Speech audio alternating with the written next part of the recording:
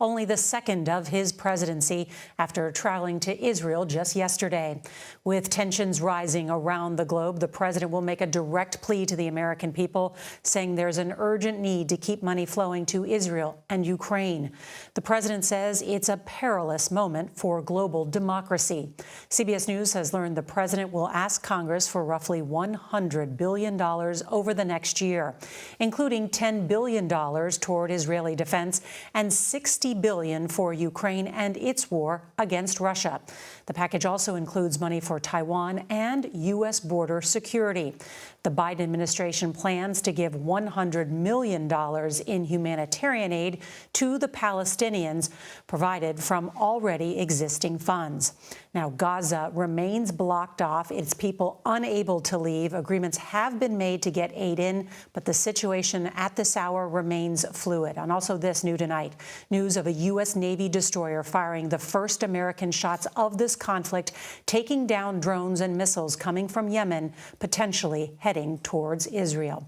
Now, this Oval Office address will give the president a chance to explain to the people what the impact is to us here at home and around the world. Here now, the president. Good evening, my fellow Americans. We're facing an inflection point in history. One of those moments where the decisions we make today are going to determine the future for decades to come. That's what I'd like to talk with you about tonight. You know, early this morning, I returned from Israel. They tell me I'm the first American president to travel there during the war. I met with the Prime Minister and members of his cabinet. And most movingly, I met with Israelis who had personally lived through horrific horror of the attack by Hamas on the 7th of October. More than 1,300 people slaughtered in Israel, including at least 32 American citizens. Scores of innocents, from infants to the elderly grandparents. Israelis, Americans taken hostage. As I told the families of Americans being held captive by Hamas, we're pursuing every avenue to bring their loved ones home.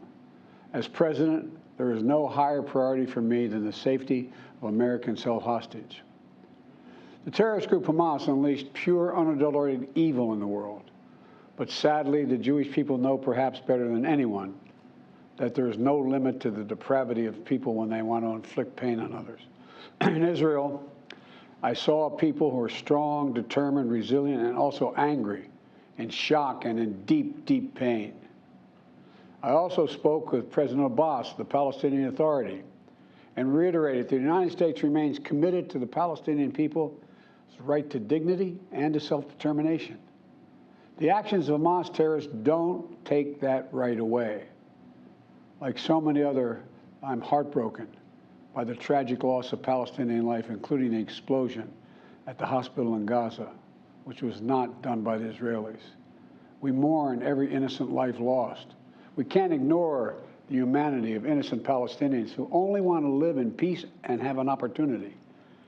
You know, the assault on Israel echoes nearly 20 months of war, tragedy, and brutality inflicted on the people of Ukraine, people that were very badly hurt since Putin launched his all-out invasion.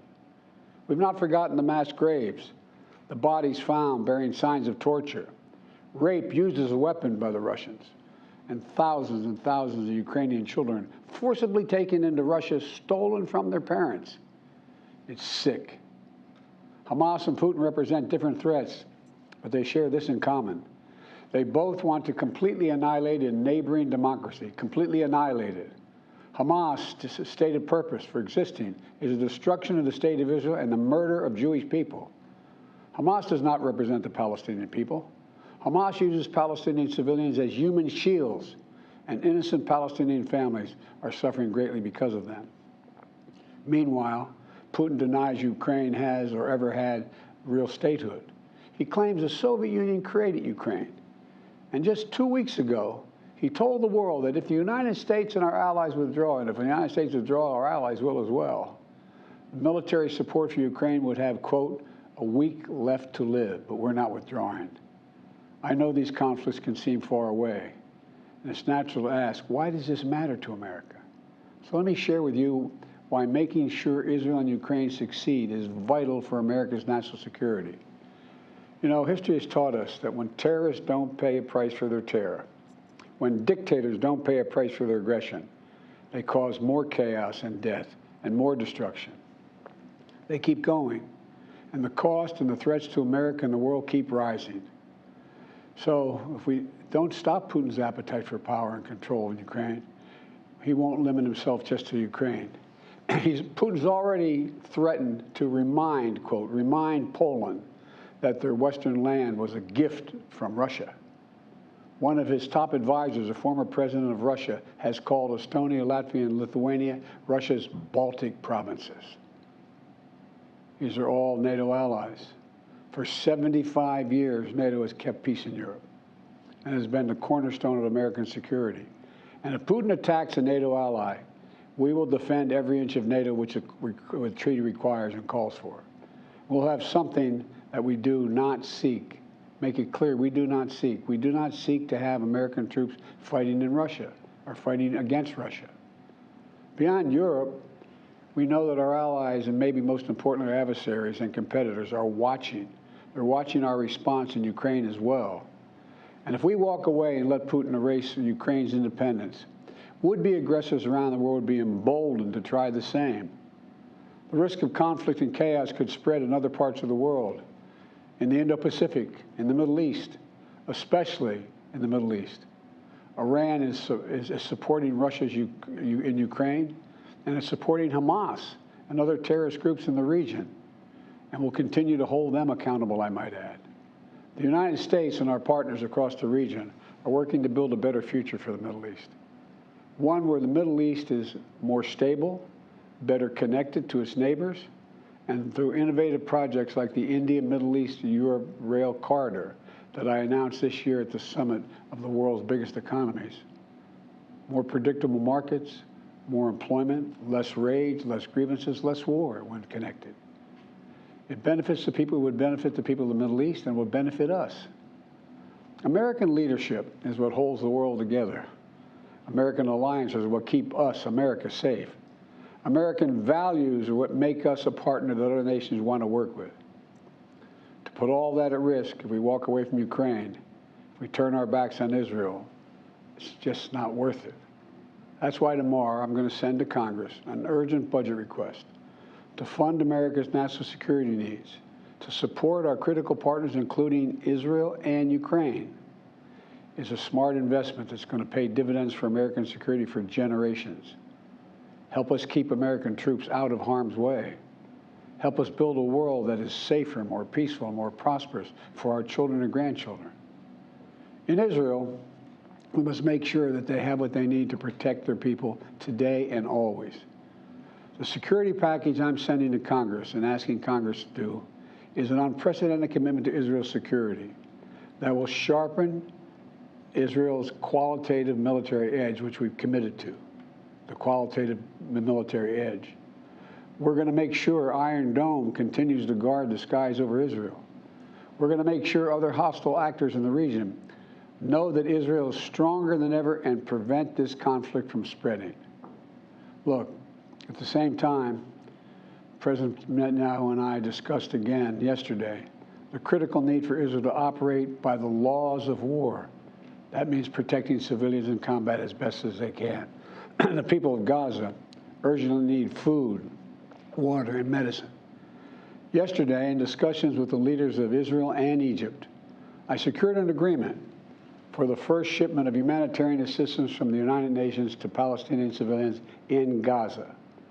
If Hamas does not divert or steal these shipments, we're going to provide an opening for sustained delivery of life-saving humanitarian assistance for the Palestinians. As I said in Israel, as hard as it is, we cannot give up on peace. We cannot give up on a two-state solution. Israel and Palestinians equally deserve to live in safety, dignity, and peace. You know, and here at home, we have to be honest with ourselves. In recent years, too much hate has given too much oxygen, fueling racism, the rise of anti-Semitism, and Islamic phobia, right here in America. It's also intensified in the wake of recent events that led to the horrific threats and attacks that both shock us and break our hearts. On October 7th, terror attacks have triggered deep scars and terrible memories in the Jewish community. Today, Jewish families worried about being targeted in school, wearing symbols of their faith, walking down the street, or going out about their daily lives. And I know many of you in the Muslim American community, the Arab American community, the Palestinian American community, and so many others are outraged and heartened, saying to yourselves, here we go again with Islamophobia and distrust we saw after 9/11. Just last week, a mother was brutally stabbed. A little boy, here in the United States, a little boy who just turned 6 years old was murdered in their home outside of Chicago. His name was Wadiha, a proud American, a proud Palestinian American family. We can't stand by and stand silent when this happens. We must, without equivocation, denounce anti-Semitism. We must also, without equivocation, denounce Islamophobia. And to all you hurting, those of you hurting, I want you to know I see you. You belong. And I want to say this to you. You're all America. You're all America. This is in a moment, in moments like these, when fear and suspicion, anger and rage run hard, that we have to work harder than ever to hold on to the values that make us who we are. We're a nation of religious freedom, freedom of expression. We all have a right to debate and disagree without fear of being targeted in schools or workplaces or in our communities. We must renounce violence and vitriol. See each other not as enemies, but as fellow Americans. When I was in Israel yesterday, I said that when America experienced the hell of 9/11, we felt enraged as well. While we sought and got justice, we made mistakes. So I cautioned the government of Israel not to be blinded by rage. And here in America, let us not forget who we are. We reject all forms of hate, whether against Muslim, Jews, or anyone. That's what great nations do, and we are a great nation. On Ukraine, I'm asking Congress to make sure we can continue to send Ukraine the weapons they need to defend themselves and their country without interruption, so Ukraine can stop Putin's brutality in Ukraine. They are succeeding. When Putin invaded Ukraine, he thought he would take Kyiv and all of Ukraine in a matter of days. Well, over a year later, Putin has failed, and he continues to fail. Kyiv still stands because of the bravery of the Ukrainian people. Ukraine has regained more than 50% of the territory Russian troops once occupied, backed by U.S.-led coalition of more than 50 countries around the world, all doing its part to support Kyiv. What would happen if we walked away? We are the essential nation. Meanwhile, Putin has turned to Iran and North Korea to buy attack drones and ammunition to terrorize Ukrainian cities and people. From the outset, I've said, I will not send American troops to fight in Ukraine. All Ukraine is asking for is help for the weapons, munitions, the capacity, the capability to push invading Russian forces off their land, and the air defense system to shoot down Russian missiles before they destroy Ukrainian cities. Let me be clear about something. We send Ukrainian equipment sitting in our stockpiles. And when we use the money allocated by Congress, we use it to replenish our own stores, our own stockpiles with new equipment. Equipment that defends America and is made in America. Patriot missiles for air defense batteries, made in Arizona. Artillery shells manufactured in 12 states across the country, in Pennsylvania, Ohio, Texas, and so much more. You know, just as in World War II, today patriotic American workers are building the arsenal of democracy and serving the cause of freedom. Let me close with this. Earlier this year, I boarded Air Force One for a secret flight to Poland. There I boarded a train with blacked out windows for a 10-hour ride each way to Kyiv, to stand with the people of Ukraine ahead of the one-year anniversary of their brave fight against Putin. I'm told I was the first American to enter a war zone not controlled by the United States military since President Lincoln. With me was just a small group of security personnel and a few advisors. But when I exited that train and met President Zelensky, I didn't feel alone. I was bringing with me the idea of America, the promise of America. to the people who are today fighting for the same things we fought for 250 years ago: freedom, independence, self-determination.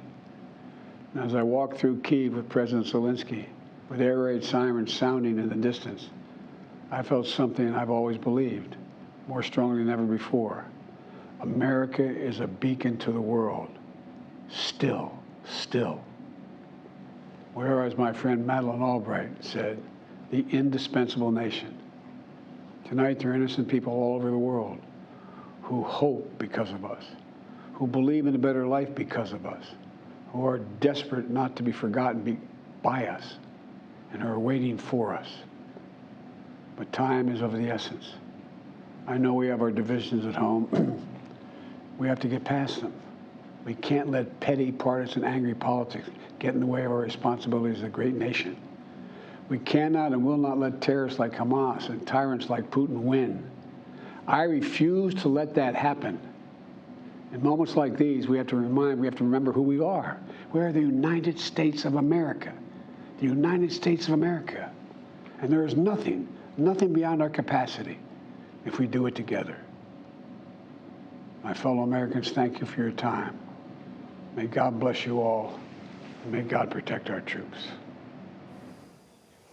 The President of the United States making the case that this is a perilous moment for democracy around the globe, and invoking America's ideals of freedom and noting that we must come to many of these countries' defense, particularly noting that people here in America are building the arsenal of democracy, some of these weapons, just as the President is asking Congress for $100 billion in new aid. Let's bring in Face the Nation moderator and chief foreign affairs correspondent Margaret Brennan. And Margaret, much of the nation has been focused on what happened in Israel for the past 2 weeks, but the president also making the case for Ukraine tonight. That's right, Nora. And this was something where he linked the two, saying that they are both direct threats to democracy, but also because if you don't stand up to a dictator or terrorist group, he said that could come as a direct threat to the United States. But he's explaining in these public remarks to the American people why it's in their interest to spend their taxpayer dollars on these things. I mean, Israel is the largest recipient of U.S. foreign aid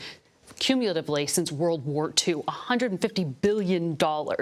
So for him to say tonight, as he did, that this is going to be an unprecedented commitment to Israel, that's a significant statement. But then turning to Ukraine and making the case that, frankly, Nora, many Republicans had criticized him for failing to make to the public, which was to explain why the United States has been pumping in tens of billions of dollars to help Ukraine fight Russia with its weapons. And he brought that home by mentioning this industrial policy, this idea of investing in rebuilding American stockpiles, and borrowed that Reagan phrase, America being the arsenal of democracy, but also tried to calm some tensions here at home, referencing this recent reaction to what happened in Israel and the spike in anti-Semitism and Islamophobia. I want to also bring in our CBS News senior foreign correspondent, Charlie D'Agata, who is live for us in Tel Aviv. And Charlie, bring us up to date, everything that is happening on the ground there.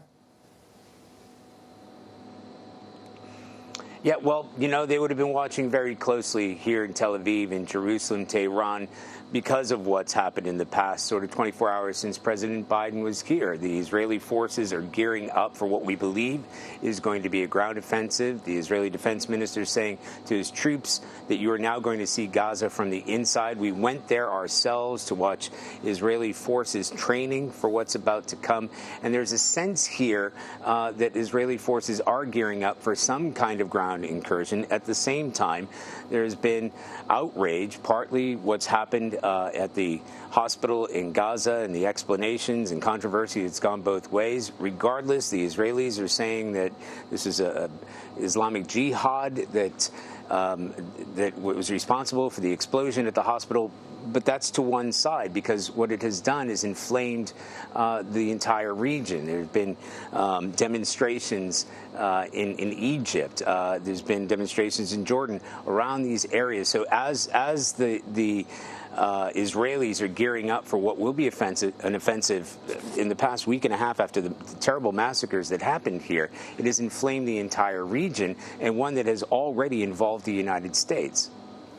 Charlie D'Agata, thank you. One other thing the president noting tonight is he has been pushing to get that humanitarian aid into Gaza, getting an agreement from the Egyptian president, and yet still that aid is sitting at the gate, not yet inside. Want to bring in CBS News senior White House correspondent Weijia Jiang. She is at the White House. The president making this request for $100 billion to help U.S. allies abroad, also for U.S. border security. And yet, Weijia, how likely is it that this will get through Congress anytime soon with no leader in the House? Well, it's impossible, Nora, because in order to pass that funding request, you have to have a functioning Congress where both chambers can vote. And right now that is not possible because that doesn't exist without a Speaker of the House. And earlier today, I asked sources here, is the president going to call out Republicans in any way for the chaos that we are seeing on Capitol Hill, for not being able to elect a speaker? And they said, frankly, no, because this is not the right time for that. He's not going to waste this precious time to connect with the American public, to talk politics, but certainly they believe the message was delivered very clearly, because this is not only a matter of Israel and Ukraine, but of security for Americans here at home. Nora. Weijia Jiang at the White House, where you can hear some of the protests outside there. The president making the case today that it is American leadership that holds the world together, and he will need the support of Congress in order to continue that funding.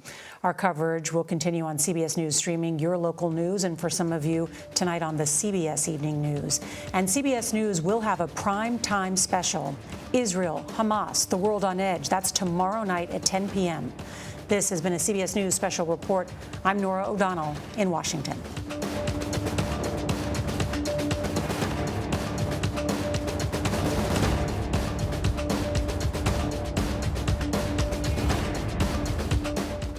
Hi, everyone. Welcome to CBS News Prime Time. I'm Jeff Glor, in for John Dickerson. President Biden addressed major global conflicts during his Oval Office speech Thursday night. The president said ensuring Israel and Ukraine succeed is vital for America's security and called on Congress to approve an aid package, a big aid package. President Biden also called out Hamas and Russia for wanting to, quote, annihilate democracy.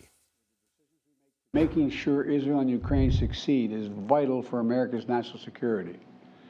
You know, history has taught us that when terrorists don't pay a price for their terror, when dictators don't pay a price for their aggression, they cause more chaos and death and more destruction. They keep going, and the cost and the threats to America and the world keep rising. Let's bring in CBS News senior White House and political correspondent Ed O'Keefe. Ed, Israel and the Hamas war is front and center right now, but the president spent just as much time talking about Ukraine, if not more, and even compared Putin to Hamas in this speech. Yeah, that was a pretty notable and somewhat effective, potentially effective, but certainly to this reporter's ear, effective way of sort of summarizing for skeptics or for those that maybe haven't been paying as much attention, sort of what's up here. And that is that there are two entities, one a country, the other a terrorist organization, that are trying to upend neighboring democracies. And this is a president who, since he was a candidate and certainly since he became president, has suggested that there's an ongoing global struggle between democracies and autocratic rulers or organizations that are trying to upend what has been the traditional world order. So what better way to describe it tonight than say these are two conflicts that the United States needs to be engaged in by supporting the democratically elected leaders of those two countries that are under threat.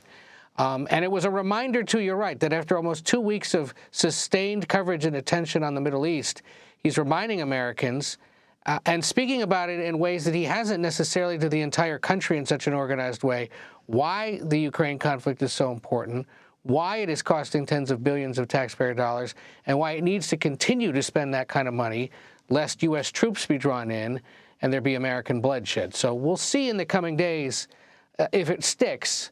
But, you know, new CBS News polling tonight, for example, suggests that most Americans aren't pleased with how he's been handling this so far. There's been skepticism and criticism of how he's explained, at least, the reason to engage in Ukraine. So the White House clearly tonight hoping that this kind of an address, the more traditional Oval Office speech that, connotes a more grave situation, a more serious one, will hopefully be absorbed by Americans, and support for what he's asking for will grow. It's also Ukraine, something he can speak unequivocally on, is that we support Ukraine in this war. Yes, the U.S. stands by Israel, but he does have to walk that line of supporting Israel, but also the humanitarian crisis in Gaza. And to that effect, he talked about the Palestinian boy who was shot or was killed in Chicago. Yeah, there's a growing concern across the administration, and certainly among Democrats, that we could, because of this, see a revival of what he described as Islamophobia or anti-Muslim behavior and rhetoric and activity that we haven't seen really since the post-9/11 and Iraq War eras. And so don't be surprised if in the coming days you hear him speak about it more, you see the administration try to do more to draw concern to that. And look, I mean, the fate of that 6-year-old is a terrifying thing, no matter what his background is. And so by calling that out tonight and saying again that we don't accept that, not only sends a message here in the United States, but should reinforce, the White House would hope, around the world, and certainly on the so-called Arab Street, how seriously this president takes that kind of behavior and how much he abhors it. So again, the president speaking tonight for just a little over 15 minutes, talking about both Ukraine and the war between Israel and Hamas. We have to take a quick break here. Ed O'Keefe, thank you very much. Stay with us. We're going to take a quick break, and we'll be right back.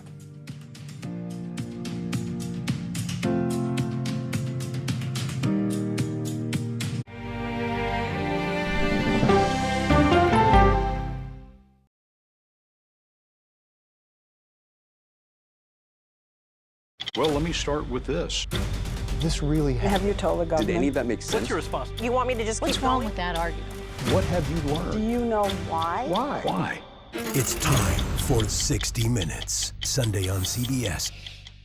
An original documentary from CBS Reports. Since you started La Soup in 2014, do you have any sense as to how much food you've rescued from the landfill? We've rescued 4.5 million pounds. I can't even fathom how much food that is. And that's one little person in one little city in America. We're going to call this chicken piccata. We did 450 of these meals today. This is the exact dish that you and I are going to have. Yep. Oh, really good. Is it good? Mm-hmm. Having a plan of how to keep people fed should be in every single city. If we eliminated food waste, could we eliminate hunger? Yes. Eating Trash, now streaming on the free CBS News app. An original documentary from CBS Reports. You had a substitute teacher that was pretty popular. What was his reputation? Everyone loved him. You had to miss a test. What did he offer to have you make up the test? He said that I can come by after school was all over and just take the exam. The blinds were down. He closed the door. The next thing I knew, he was right next to me. That's when I realized what was going to happen. Even if I wanted to scream at the top of my lungs, no one would hear me because no one was there.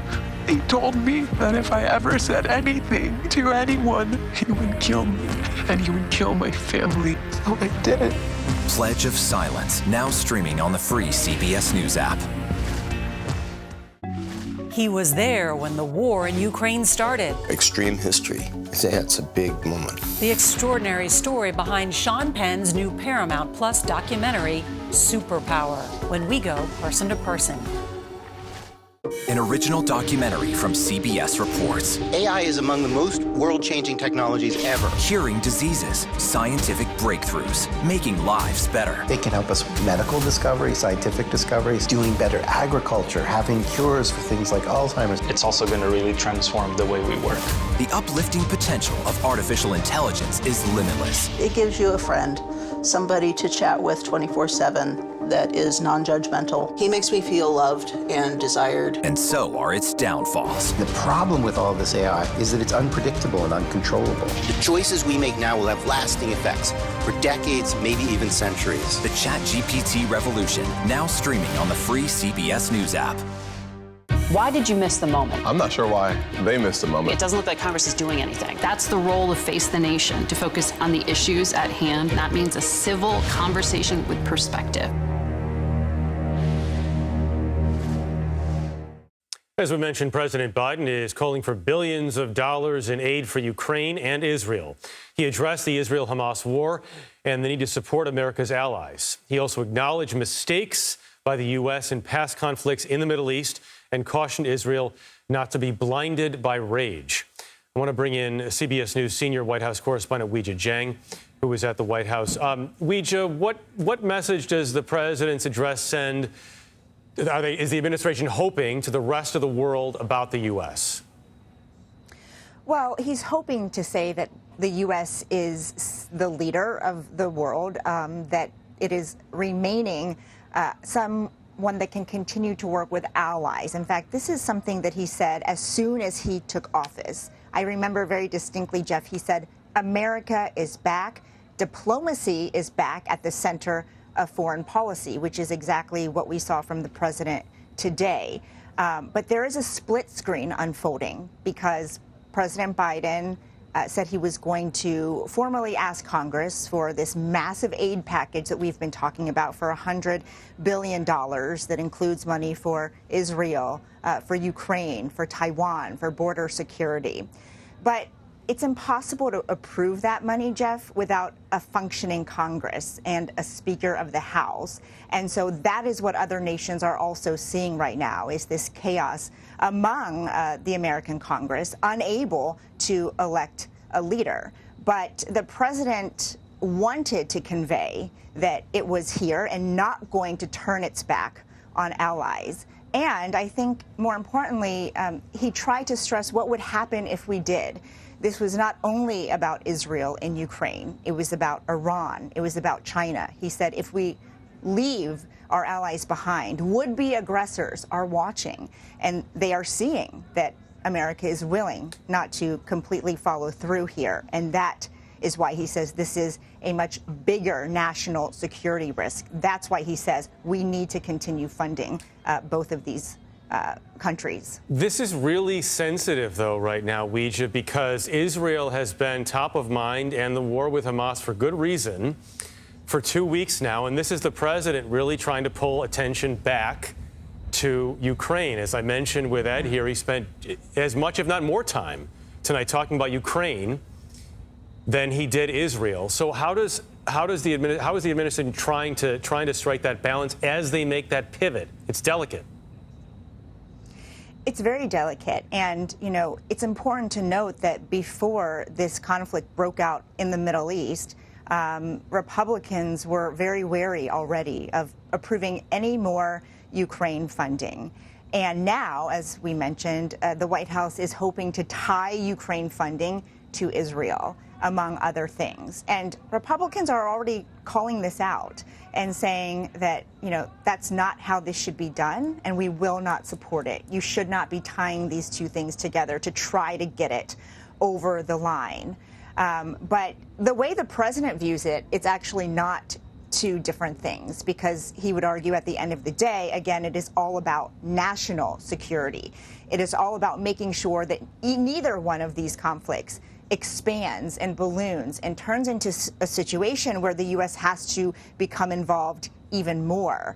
But you're right, this is a tough case. Even if there were a Speaker of the House, even if lawmakers were able to vote on this package that is going to be formally unveiled tomorrow by the White House, you know, it's very hard to say whether they would have the votes to actually approve it, because right now, especially among Republicans, there's no appetite to be spending this kind of money. And so there's a long way to go before this package or anything that resembles it is stamped and approved and funding starts to go out. Very quickly before we let you go, Weijia, I just want to ask you, ahead, I was struck by the president comparing Putin to Hamas. I wanted to get your reaction to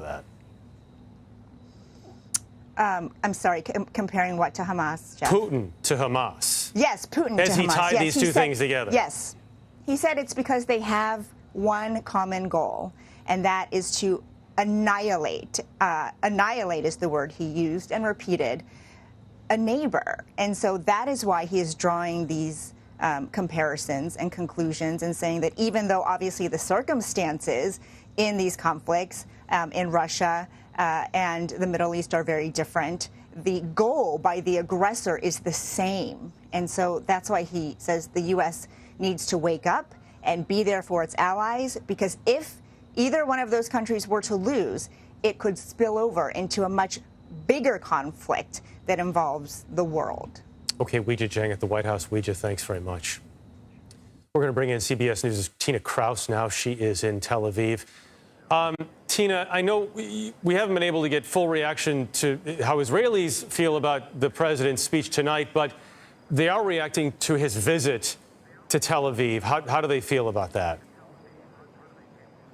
Absolutely. Well, Israelis told me that for the 7 hours that President Biden was on the ground here in Tel Aviv, they felt a sense of hope, a hope that they could get through this nightmare that began on October 7th and continues as the families of these hostages wait to get their loved ones back. They say that having the U.S. on their side makes them feel good, that they are able to move forward and know that President Biden is going to get this unprecedented package to help Israel defend itself. So, you know, having the most powerful nation in the world here on their side is something that they're very glad about.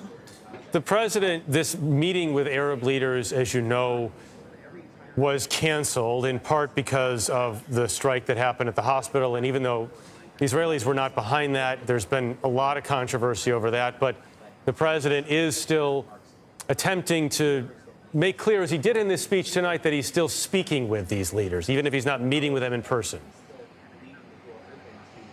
Yeah, exactly. And he wants to make it clear that Hamas is Hamas. The Palestinian people are something else. And he was hoping to be able to go to those Arab countries, but he still has been speaking with them to know that the Palestinian people here have just the same rights as well. He wants them to know that Israelis and Palestinians, he still said tonight that he hopes that there will be peace, that there hopes there will be a two-state solution. He brought that to the table in the speech. So, yeah, I mean, that's the message, that both sides deserve good treatment.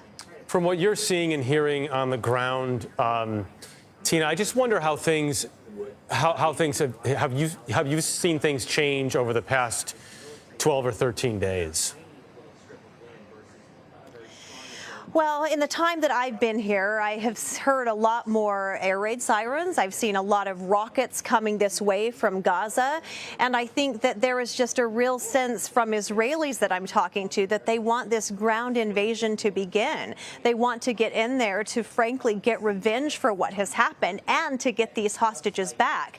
And they've got a real job ahead of them, Israeli troops, as you know. I mean, they're parked now with their tanks at the border. They're waiting for the order to roll. And once they go in, the Gaza Strip is 25 miles long. It's a huge place that is so densely populated, and it's full of this sophisticated underground fortified tunnels that Hamas operates within. It's known as the Gaza Metro. So getting in there and finding these hostages is going to be a long and painstaking task. It's going to take a lot of patience, a lot of intelligence. We know that the Pentagon also sent in a team of special ops forces to help Israelis pinpoint the location of these hostages, but it's going to take time and a bit of luck to bring them home. Okay, Tina Kraus in Tel Aviv, thank you so much. We want to bring in Gerald Firestein now. He is Distinguished Senior Fellow at the Middle East Institute. He was also a 41-year career diplomat who served in 7 nations, including Yemen, where he was U.S. Ambassador. Ambassador, thank you for your time. Let me just start with this. The president's speech tonight, what did you make of it? Were you surprised by anything? It's a pleasure to be with you tonight, Jeff. No, I think that the president's speech was pretty well previewed, that we knew where he was going to go with this. I think one thing that I was pleased about was the emphasis he placed on the Palestinian issue as well as the Israeli issue, that it can't only be about Israel responding to this Hamas atrocity, but it also has to do with trying to protect innocent Palestinian lives, to make sure that humanitarian relief gets into them, but also to try to limit the Israeli operations so that we don't have a lot of Palestinian casualties. Ambassador, the Biden administration has not paid much attention to the Middle East until this happened. Was that a mistake? Well, you know, the old saying is that we may want to move away from the Middle East, but the Middle East doesn't want to move away from us. And so, you know, there is this issue that not only this administration, but its predecessors with the pivot to Asia, the idea that the concerns that the U.S. should be confronting are in Russia and China, and that the Middle East really was not an area where the U.S. could make significant progress. I think, unfortunately, there has been an abdication of responsibility by successive U.S. administrations to try to address the fundamental issues that divide Israelis and Palestinians that really is underlying all of these explosions of violence that we're seeing. Why is that? Because do some of these administrations just say, we give up? I think that there was a sense that the parties were not prepared on either side, that there was no quote unquote partner for peace in either Israel or the Palestinian territories, that neither side was prepared to make the compromises, and that therefore there was really no prospect. John Kerry tried very hard in the Obama administration to try to get some agreement, to try to get some progress, without much success. So this is, I think it's, frankly speaking, an issue that successive administrations have looked at and said this is a loser. Ambassador, do you think it's going to be problematic for the Biden administration to tie aid for Israel to aid to Ukraine? Well, I think that fundamentally my own sense, and your correspondent in Washington probably has her finger on the pulse more than I do, but my sense is that that the president will get the funding, that he will win the battle. I think that on both the Republican and Democratic sides, there is support for both Israel and Ukraine. But there's also a fundamental difference, which is that in Israel, the Israeli-Palestinian issue, ultimately what we need to do is get back to a political process. There's not a military solution. Whereas in Ukraine, I think the fundamental objective is that we have to give the Ukrainians what they need in order to achieve a military victory that forces the Russians to withdraw. Ambassador Gerald Feuerstein, we appreciate your time. Thank you. Thank you.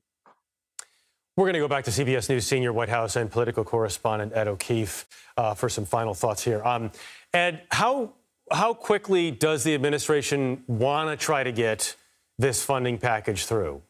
Well, we anticipate now that they will formally send it to Congress tomorrow morning. And again, it's expected to include a suite of global security concerns, but also domestic ones. Don't be surprised to see funding in there for disaster relief, like the fires in Hawaii or other anticipated natural disasters in the coming weeks. There may be some other requests for domestic concerns, like the so-called child care cliff, or the aid that's been going to families to pay for child care. This is designed to be an emergency spending plan. That's what they call it in essence, and designed to also get Congress and the White House through next year's election so that Congress and Washington generally doesn't get mired in this kind of stuff at the height of an election season that's already set to be so tumultuous. So again, it'll depend on how quickly there's a speaker. It'll depend on how quickly Republicans, once they've reorganized in the House, can get together with Republicans in the Senate and figure out what to them is acceptable. To your question about how quickly can this move and is it smart to put all this together, certainly the White House and Democrats think so, and there are some Republicans who agree. Better to just do this all in one big package. But there will be holdouts, conservative holdouts, who say, no, this is the kind of stuff we shouldn't be doing anymore in Washington because it's expensive. There isn't enough accountability. We'll see how the debate goes, but it's not going to be over anytime soon. Just as this war in the Middle East is going to continue to rage, just as the situation in Ukraine continues to play out, getting Washington to agree on some basic things remains a real domestic challenge and one that isn't going to get solved anytime soon. Speaking of conservative holdouts, if people keep lunging at Matt Gaetz or Kevin McCarthy or whatever happened there, behind closed doors. I don't mean it's not to laugh at it, but it is pretty striking how Republicans have a difficult time, to say the very least, coming together here to find a speaker. As long as that continues, none of this goes forward? No. I mean, the Senate can certainly try in a bipartisan fashion to begin moving this big proposal from the president, but even there you'll find some resistance. And even if they were to pass it, say, in the next 3 weeks, which is still a tall order for the Senate, what's to say the House will be organized enough yet to get it done? And we can get really technical here for a second. Does this become the vehicle that also keeps the government open?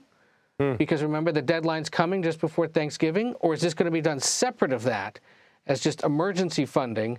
And then we'll also have a separate fight on whether or not to keep the lights on across the federal government. That's the trickiness of what the president and congressional leaders, whoever they are, will face in the coming weeks. And it's just, again, an example of how perilous American politics have become, and how the world watches this and says, how can we trust the United States to be, that stable, able ally if they're squabbling amongst themselves over issues like this? We'll see. It's really interesting you mentioned that, Ed, because McCarthy lost his speakership in large part because he wanted to keep the government open. Right. And then Jim Jordan was saying, if I'm not incorrect here, that he also wants to keep the government open, and now he's having the problems. Exactly. And it's that small group of conservative lawmakers that are tying this up, it would appear. And we'll see. And, God forbid things get worse in either of these conflicts or something unforeseen happens and we still have this stalemate. One wonders if it will compel Republicans to get it done faster or whether it's just going to make the crisis that they're facing so much more acute to everyone else. Ed, you and I have both been around long enough to know the unforeseen always happens. Yes, it does. Ed O'Keefe, always great to see you. Thanks for your time. Take care. Still ahead here, Israel is preparing for a potential ground invasion in Gaza. We are going to have some new details on the operations next. You're streaming CBS News.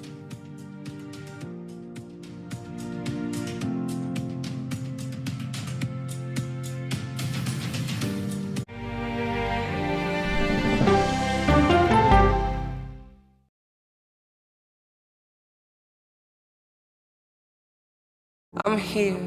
Fire is out. They're doing wellness checks and people are trapped inside their homes. How's the pay? A lot better. That's you and the Queen. That's beautiful.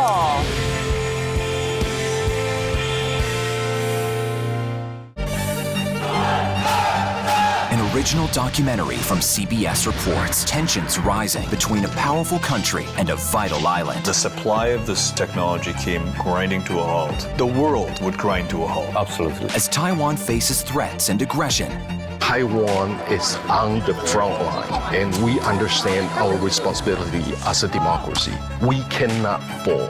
CBS News examines whether they can defend themselves. Putin, Ukraine, China, Taiwan, they are manifestations of the battle between autocracy and democracy. And that is a fight that we're all engaged in. Defending Taiwan, now streaming on the free CBS News app.